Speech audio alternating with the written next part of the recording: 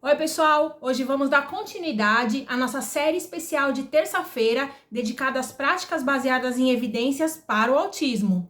E hoje a gente vai falar dela, a indispensável, a ferramenta mais importante para a gente ter sucesso numa intervenção comportamental, a análise funcional. A maneira mais simples de explicar o que é um comportamento é que comportamento é uma resposta a um estímulo, certo? Por exemplo, uma professora pede para uma criança se sentar e a criança joga a cadeira no chão. A professora pedir para a criança se sentar seria o estímulo e a resposta da criança foi ela jogar a cadeira no chão. Mas são só esses dois fatores, estímulo e resposta, que estão envolvidos em todo esse cenário? Na verdade, não. O ambiente também pode ter influenciado esse tipo de resposta da criança. Por exemplo, vamos imaginar uma sala muito quente ou barulhenta, cheia de crianças correndo para lá e para cá. Mas também tem um outro fator que deve ser levado em consideração, e é o contingente. Contingente é a relação de causa e efeito entre a resposta e a sua consequência. Então vamos lá para mais um exemplo para ficar mais fácil. Então, depois que a criança jogou a cadeira, a professora foi lá e deu uma broncona no menino. E a professora de apoio dele, se a gente está levando em consideração que esse menino é autista, levou ele para dar uma voltinha para se acalmar lá no parque da escola. Então, quando a consequência traz uma vantagem para essa criança, a professora deu atenção e a professora de apoio levou ela para o parquinho. A probabilidade de ela ter esse comportamento de novo, de jogar a cadeira, em uma próxima vez, vai ficar maior, certo? Por isso, na análise do comportamento, a gente diz que a resposta foi reforçada nesse caso, tanto pela professora, que deu atenção, bronca também é atenção para a análise do comportamento, como pela professora de apoio, que após esse comportamento levou ele para o parque para se acalmar. No dia a dia, a gente costuma dizer que a criança que jogou a cadeira teve um mau comportamento. Mas do ponto de vista da aba, um comportamento é uma resposta a certas condições ou estímulos ambientais. E as consequências desse comportamento estão diretamente relacionadas a essas condições. Na aba, entender isso é fundamental, porque permite o estudo e a modificação eficiente do comportamento humano. Então agora a gente chegou num ponto importante. Todo comportamento tem uma função. E elas são essenciais para entender por que os comportamentos acontecem. Então vamos ver quais são as principais funções do comportamento? Então a primeira delas, e a menos frequente de acontecer, é a função sensorial. A gente pode pensar que porque o aluno é autista, a causa de certos comportamentos é sempre sensorial. Mas na verdade, já foi demonstrado que não. A função sensorial é a que acontece com menor frequência. Então o que é a função sensorial? É quando o comportamento é uma forma de autorregulação ou autoestimulação. Isso significa que a pessoa pode se envolver em comportamentos para modificar os seus próprios estados emocionais ou sensoriais. Por exemplo, se balançar, andar em círculos, roer as unhas, são comportamentos que podem servir como formas de autorregulação emocional. E hoje em dia, eles só são considerados prejudiciais e devem ser alterados no caso de concorrerem com o aprendizado ou trazer risco para a própria pessoa ou para outros, como o caso de roer as unhas numa intensidade muito alta, que pode trazer lesões cutâneas para a pessoa. Mas no caso de stimming, por exemplo, quando a criança balança as mãos, já não consideramos mais um comportamento prejudicial e entendemos que a criança faz esse movimento para se regular. Então é importante deixar que esse tipo de comportamento ocorra. A segunda função do comportamento, essa sim é a campeã, é a esquiva ou fuga de demanda. Às vezes, as pessoas exibem comportamentos para evitar ou escapar de situações ou tarefas, ou até de pessoas e lugares que elas consideram desagradáveis, difíceis ou até aversivas. A terceira função é a tangível. É quando os comportamentos acontecem porque eles resultam em benefícios ou recompensas para aquele indivíduo. Isso inclui conseguir um brinquedo,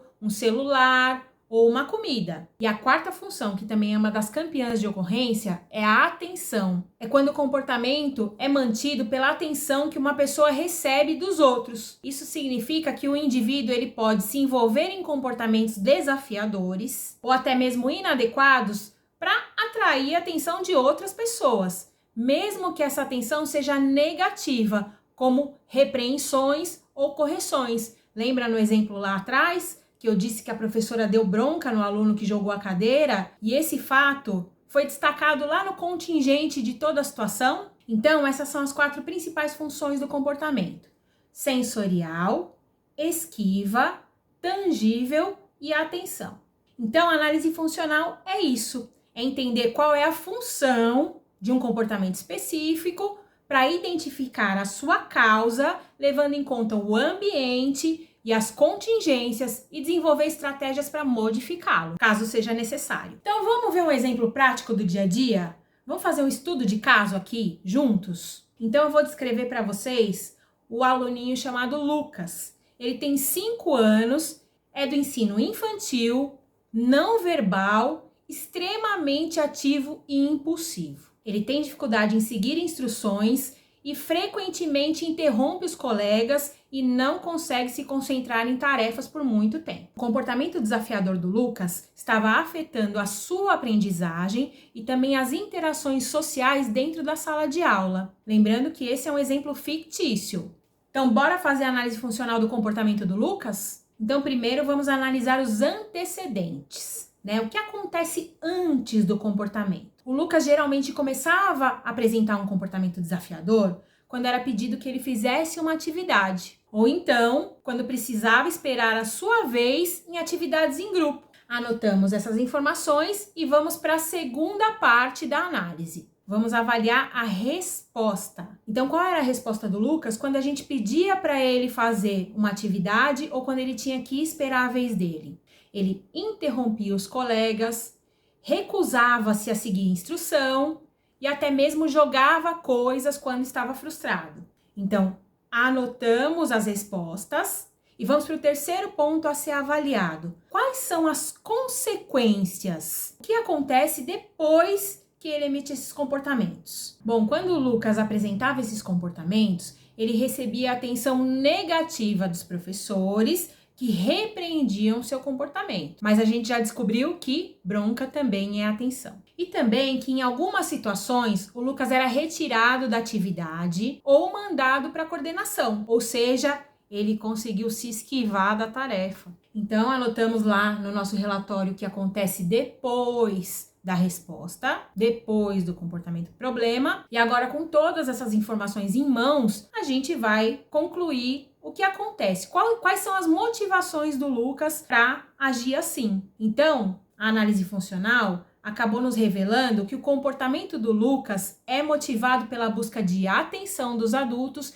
e pela fuga das tarefas difíceis. Então, com base nessa análise funcional, a gente vai implementar as seguintes estratégias de intervenção. Essa parte pode ser um pouco complexa para vocês nesse momento, porque a gente ainda nem acabou de ver todas as 28 estratégias baseadas em evidências para o autismo. E é justamente delas que a gente vai se valer agora para montar uma intervenção para o Lucas, certo? Então, a análise funcional é uma delas. Então, ela é parte integrante de tudo isso, né? Então, é importante primeiro fazer uma análise funcional e depois a gente escolher as melhores estratégias dentre todas aquelas que a gente vai apresentar toda terça-feira aqui para montar um plano de ação para alterar esses comportamentos do Lucas, certo? Então, o primeiro ponto que eu escolhi foi o reforço positivo, que é uma das 28 estratégias baseadas em evidências. E como eu aplico o reforço positivo? O Lucas vai passar a receber elogios e atenção positiva sempre que ele se comportar de forma adequada e seguir as instruções. Lembra que antes ele se comportava para receber atenção, ainda que fosse negativa. Então, quando ele estiver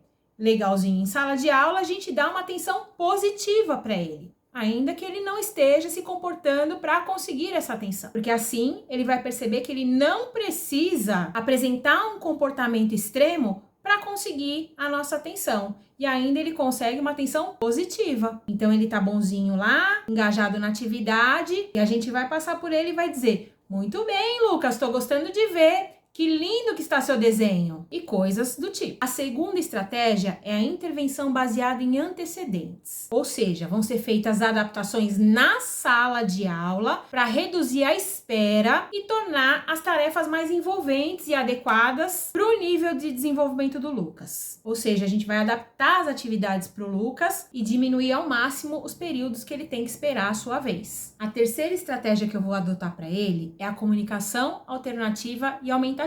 Ou seja, o Lucas vai ser ensinado a pedir ajuda ou comunicar o que está chateando ele de forma apropriada. Ah, mas vocês lembram lá quando eu descrevi o Lucas que ele era não verbal? Então, nesse caso, a gente pode ensinar ele a se comunicar com os cartões com figura, certo? Então ele pode apresentar para a professora um cartão pedindo ajuda quando ele precisa e pode apresentar cartões dizendo estou chateado, estou irritado, em vez de recorrer ao comportamento desafiador. E quais são os resultados esperados quando a gente começa a aplicar todas essas estratégias com o Lucas? Bom, com o tempo, o seu comportamento desafiador vai diminuir significativamente. Lembrando que ele é um ser humano e a gente não consegue eliminar para sempre os comportamentos inadequados, mas consegue diminuir significativamente com intervenção apropriada. Então a gente espera ainda que ele vá se envolvendo mais nas atividades de sala de aula e as suas interações com os colegas e os professores melhorem, porque ele aprendeu a interagir de forma mais apropriada. O Lucas ainda vai conseguir se concentrar melhor nas suas atividades e melhorar muito o seu desempenho escolar. Então, pessoal, eu quis mostrar para vocês com esse estudo de caso como a análise funcional e a aba podem ser eficientes no atendimento a alunos do ensino infantil que apresentam desafios comportamentais e vai ajudar muito que eles alcancem sucesso acadêmico e social. Até o próximo vídeo. Tchau, tchau!